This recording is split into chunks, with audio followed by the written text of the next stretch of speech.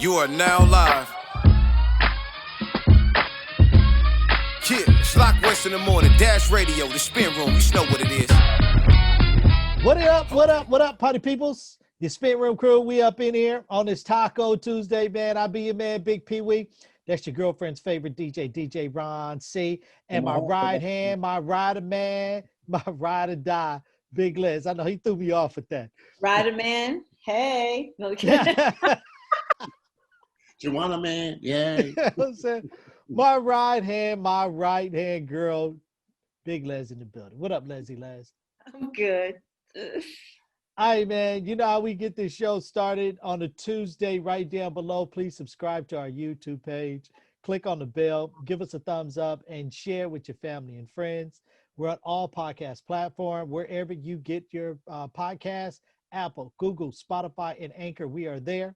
Social media, Facebook, Twitter, and Instagram. Please follow us and share the Spin Room, THA. SPINROOM. It's about that time, y'all. You guys good on this Taco Tuesday?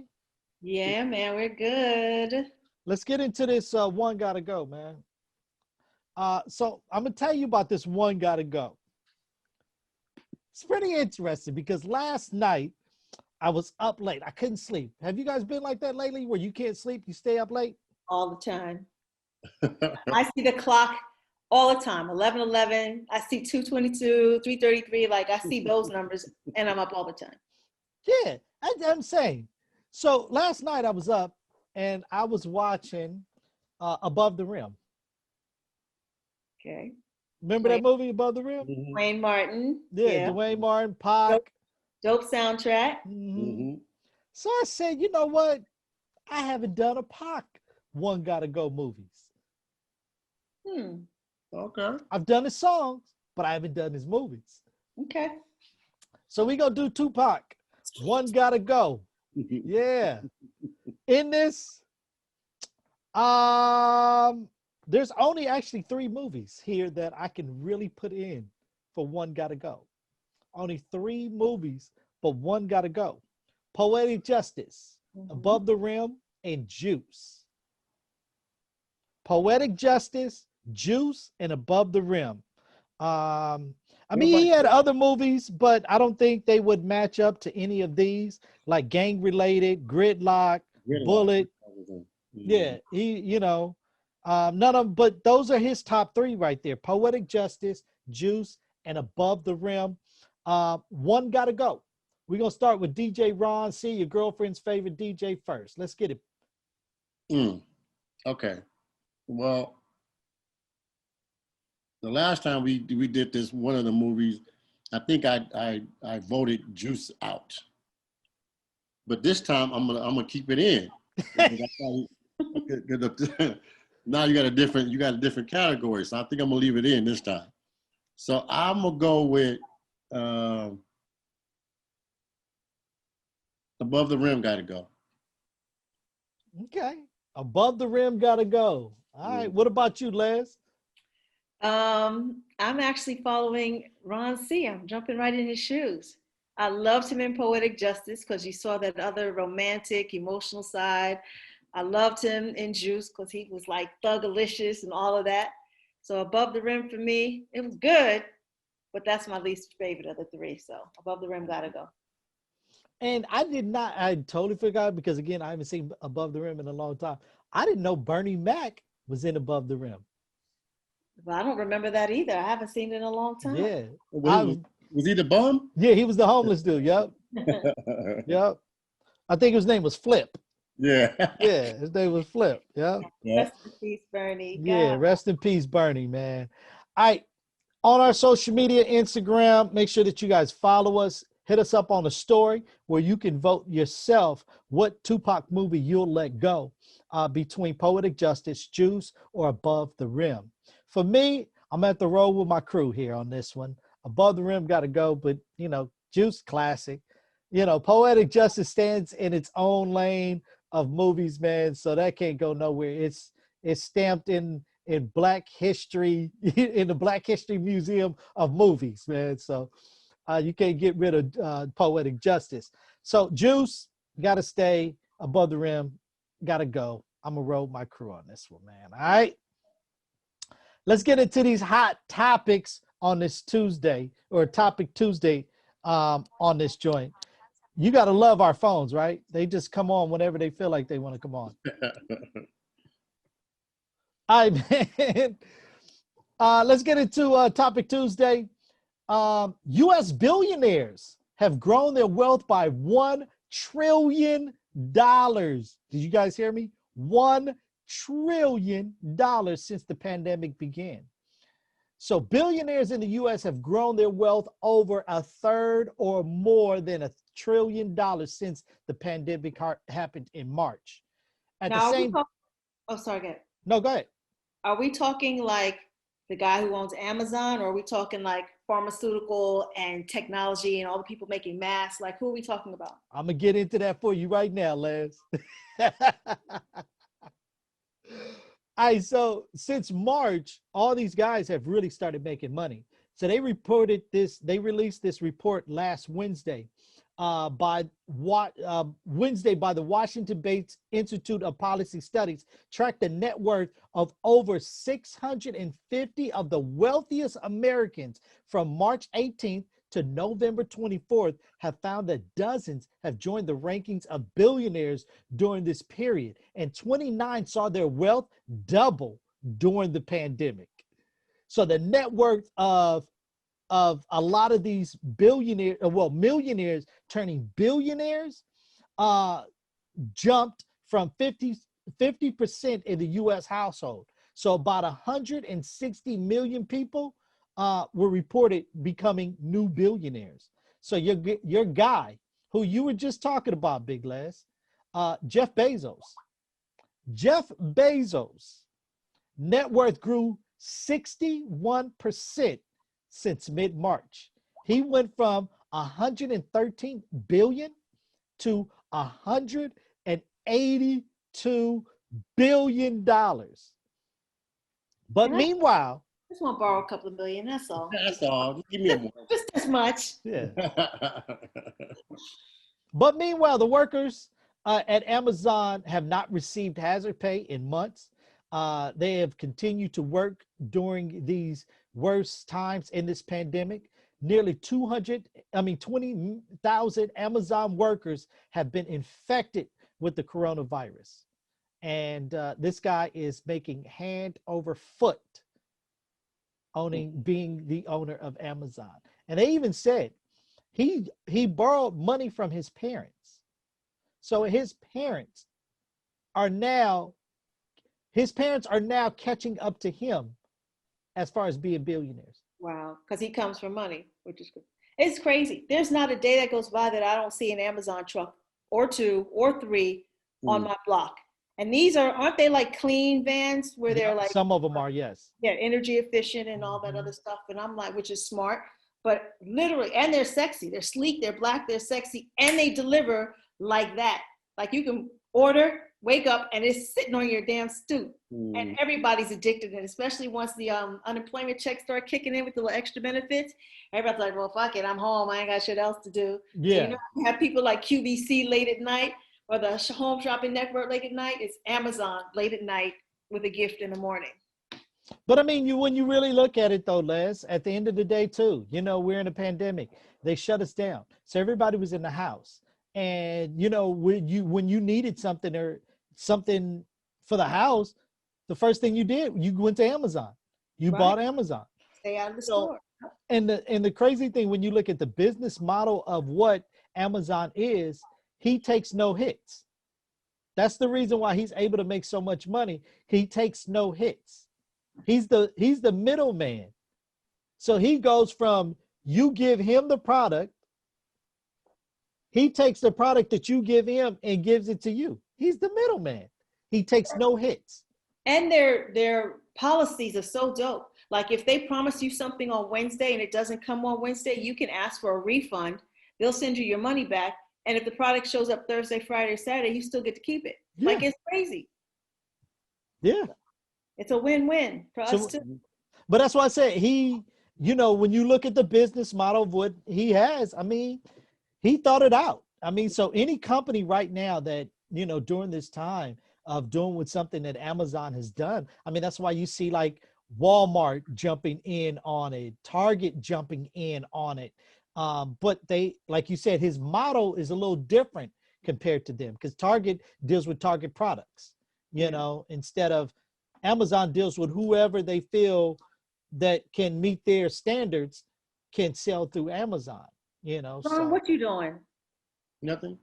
My knee, I've been rubbing my knee because my knee's been hurting me for months now. So I've just been rubbing it. well, Did it I happen mean, after that big birthday? No, man. well, as they say, Ron, should never be on your knees. Whoa, bah, bah, bah. Cut it out, man. Cut it out. All right, man, moving on. Our girl, Megan Thee Stallion. Woo, that's our girl. She got a new album that's coming, man. It's called Good News. And the rapper says she's run out of fucks to give. You heard me? What? She ran out of fucks to give. Like, I don't give a fuck about nothing else no more. She done ran out of them, man. Megan Thee Stallion is racking up trophies. You know, you saw her on the AMAs. And, you know, our boy, Tory Lanez had on Twitter after the AMAs and said, the double standards is wild. And it's kind of like, wow, Tory, this is where we going now? Said it's unclear which double standards Tory Lanez was actually talking about, who was charged with the shooting of Megan Thee Stallion in July, was referring to. He recently pled not guilty to charges related to the incident, which sparked controversy about the ways Black women are undervalued and unprotected. Tory just released an album of his not too long ago, and nobody said anything to him about it. But I think, you know, the double standard of her dropping her album and actually speaking on some of the issues that happened during the time of the incident between Tory Lanez and Megan, he kind of feels like, you know, the world is becoming double standard. Do you guys feel that there is a double standard between men and women? Yes, it's the age of time. Pay, sexual promiscuity, body shaming. Yeah, of course. None of that's changed. I don't know what he's talking about. Like, is he saying that because she spoke about it on her album, that people are gravitating toward her and not him? Because, well, very rarely do we hear this scenario, right? And you're supposed to be friends. And she tried to keep quiet about it. But he actually ruined it for himself by trying to, like, either make it go away or deny the charges. And so now her putting him on blast, it's like, you know, like when your boy R. Kelly said it, when a woman's fed up, I'm coming with the wrath. I'm coming with the scorn. I'm coming and I'm bringing receipts. But see, even on one of his joints on his album, he talked about it himself too. So, I mean, it's kind of like, you know, I agree with you, Les, there is double standard. But, you know, this is a situation where he felt that, you know, as him being the male, that everybody should have jumped on his side, you know? Well, I think because she was the victim. Now let's turn the tables around. What if she shot him? What if Remy Ma shot Fat Joe? Right. You know what I'm saying? Like, whose album do you think? You think it would be his album, or they would still gravitate toward the woman or the aggressor or have the sympathy? Like, how do you think that would play out? No, honestly, I think it's the victim who gets the thumbs up, you know, at the end of the day. And like you said, she tried to stay quiet, but, you know, you can only do so much before you keep poking the bear. And she's like, you know what? Okay, fine. You know what? I'm going to let everybody know what really happened. And she spoke her mind. Ron, if you were Megan's sister, what would you have done in that case, in that scenario? Megan's sister? I mean, I'm sorry. If you were Megan's brother. I'm like, Megan's sister? Wait, what? I think I could be her sister, but yeah, I can be the brother. Oh yeah, it's going down. You know what? I mean, you know, I'm not condoning any kind of violence. And I don't even need to hear the whole story, what happened. But I I just feel like, no, I'm not saying it's double standard. I do think it's a double standard, but I don't think that he personally, you know, this is my thought, you know what I mean, that that he's mad the fact that he's not getting the numbers that she's getting, and it happened that, you know, it's between both of them, and he's feeling like, well, I was in it too, and I'm not getting the numbers that she's getting because she spilled her little guts out or whatever or whatnot. First of all, my own personal feeling is I don't think he's a good rapper anyway. I think he's whack to me, not just to me. And if I was Megan's brother, yeah, he definitely, I get some goons out for him. Because, you know what I mean? I don't condone hitting a woman, shooting a woman.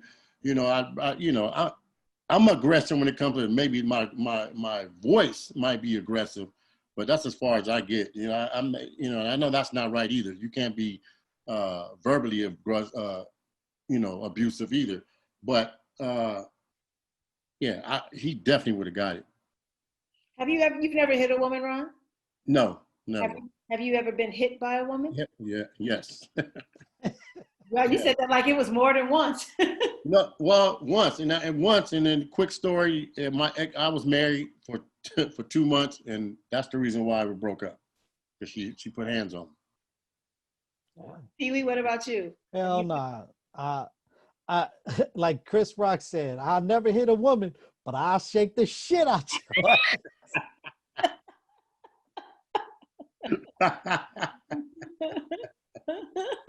Okay, look. Wait. I got. Oh, confession. No, confession. We about to talk about it.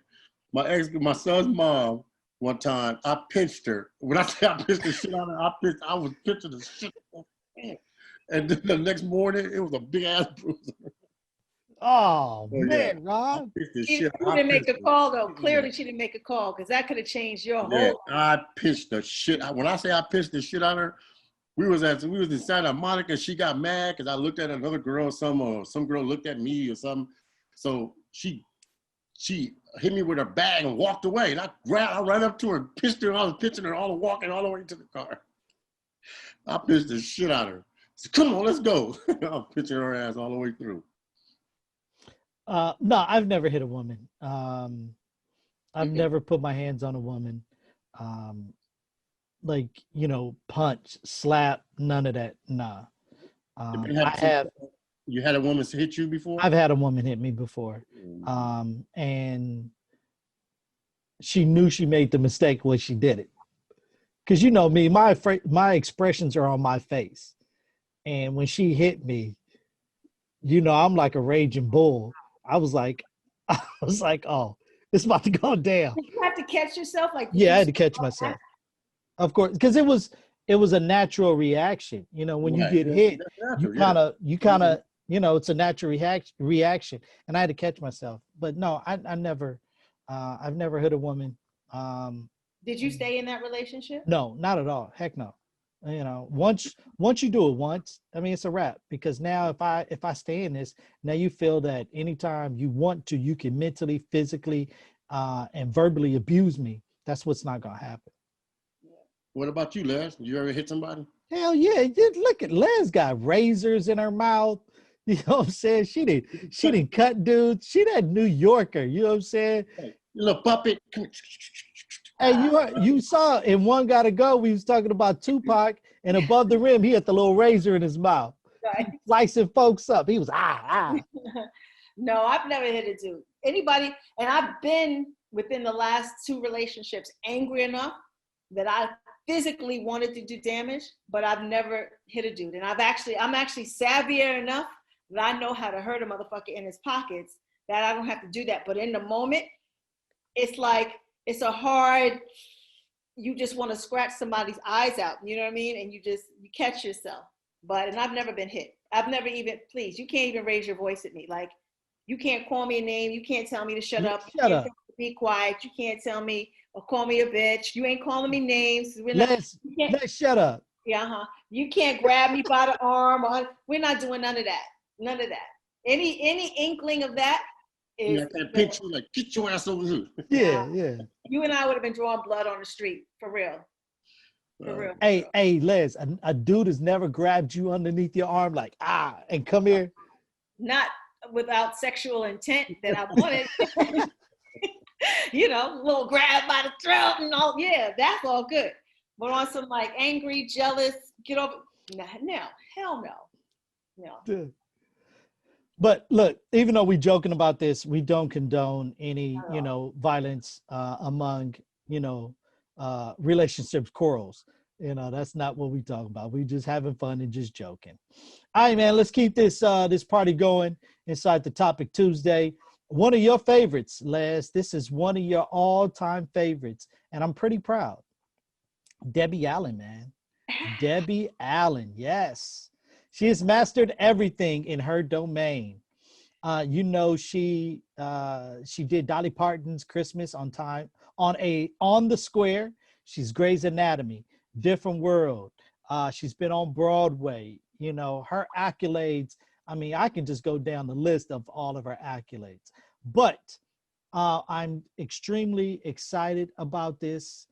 Last week, her new Netflix dropped. It dropped Dolly Parton's Christmas on the Square, hit Netflix, and then right after that, hit them with a double. Dancing Dreams, Hot Chocolate Nutcracker, hit Netflix also. This one was Debbie Allen's, where she has her dance studio in Los Angeles, and she has a lot of her students be part of this big, theatrical play of the Hot Chocolate Nutcracker. I actually took my daughters and my mom to one of the plays. And I tell you, man, have you guys ever been or seen? Absolutely. It's been going on for years. And to see Black ballerinas on stage is the most magical thing when they have denied Black women as ballerinas and their body type for so long. And to see them with this stretch and this elegance and in line with like Alvin Ailey and the Dance Theater of Harlem. And it's exquisite. I love it. So if you guys get a chance, please make sure that you guys check out Debbie Allen's. She did the Dolly Parton's Christmas on the Square. It's on Netflix now. And then also her other Netflix, she hitting them back to back, man, back to back. Dancing Dreams, it's the Hot Chocolate Nutcracker. It's on Netflix. So please make sure that you guys support Debbie Allen also. And then since we're talking about Christmas, Netflix, because Netflix is doing some nice stuff too. We've had them inside the spin room, man. David E. Talbert and Lynn Talbert. We've had them both in the spin room. They have their Netflix that's out right now. Please make sure that you guys go check it out. It's called Jingle Jangle. Me and the girls watched it the other day, and I tell you, man, it was dope. It had me in tears. You know what I'm saying? It was really good. Yeah, it was really good. Nah, Ron, you got to see it though, bro. Like for real. You know who shined from that is the one who played the nemesis, the arch nemesis who stole all the Keenan oh my God, we both blacked out. Yeah, no. But he kills it. Oh yeah, he was really good. Dancing, the whole bit. Like, who knew? Okay. Yeah, no doubt. I mean, it was good, man, from start to finish. And, the ending, the ending kind of, he was like, I knew it. You know what I'm saying? He was like, I knew it. But it was really good. So please make sure you guys support our folks, David Talbert and Lynn Talbert. This couple put together a masterpiece for Netflix. So please make sure you guys support them also. All right. That's Topic Tuesday right there on this Tuesday, man. Don't forget, go to our IG page on Inside the Story. Vote on which one got to go. Tupac movies, Poetic Justice, Juice, or Above the Rim. Let us know which one got to go. All right, man. DJ Ron C, Big Les, Bigg Pwee. We are the Spin Room on this Tuesday. Y'all take care. Peace. Yeah, you are now live